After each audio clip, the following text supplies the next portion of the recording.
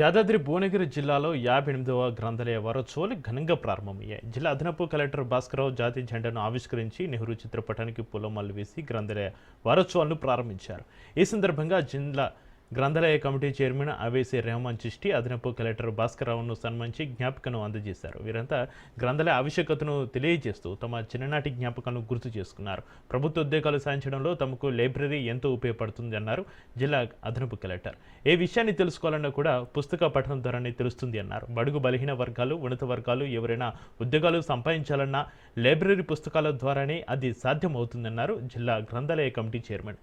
ప్రతి ఏడాది గ్రంథాలయ వారోత్సవాలు నిర్వహిస్తూ ప్రభుత్వ, ప్రైవేటు పాఠశాలల విద్యార్థులకు లైబ్రరీ వల్ల కలిగే ప్రయోజనాలను వివరిస్తున్నామని తెలిపారు.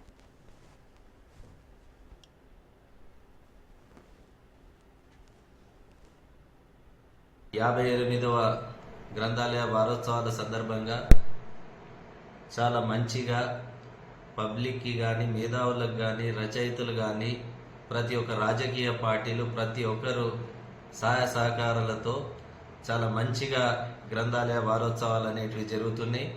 పబ్లిక్లో పిల్లలకు ఈ కాలంలో పుస్తకం అనేది ఒక పర్మనెంట్ నాలెడ్జ్గా వాళ్ళ బ్రెయిన్లో ఉండిపోయే విధంగా రాబోయే తరానికి, స్కూల్ పిల్లలకు ప్రతి ఒక్కరికి కూడా మేము విన్నవించుకునేది ఏంటంటే, ఈ గ్రంథాలయ వారోత్సవాల ముఖ్య ఉద్దేశం ఏంటంటే పిల్లలకు, నెక్స్ట్ జనరేషన్ పిల్లలకు కూడా ఈ లైబ్రరీ యొక్క గ్రంథాలయం యొక్క ఇంపార్టెన్స్, ప్రయారిటీస్ తెలవాలని వాళ్ళకు ఒక అవేర్నెస్ కార్యక్రమంగా ఈ గ్రంథాలయ వారోత్సవాలు అనేటివి జరపడం జరుగుతుంది.